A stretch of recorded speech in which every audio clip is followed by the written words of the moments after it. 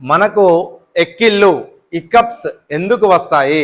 దానికి రీజన్ ఇక్కడ డయాఫ్రమ్. ఒక చిన్న ఎక్స్పెరిమెంట్ తోని మనం చూద్దాం. ఇప్పుడు ఇది లంగ్స్ మోడల్, ఇది డయాఫ్రమ్.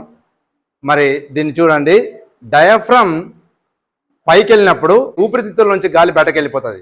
డయాఫ్రమ్ కిందికి వస్తే దాంట్లో వచ్చి గాలి చేరింది. చూడండి, లంగ్స్ ఇట్లాగే పనిచేసేది.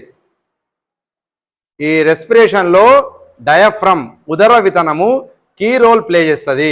ఇది ఉదర వితనం.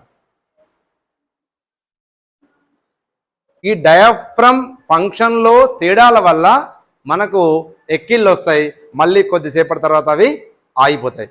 దీంట్లో ఫ్రెనిక్ నర్వ్ మన కీ రోల్ ప్లే చేస్తుంది. చూడండి, డయాఫ్రమ్ ఉదర వితనం.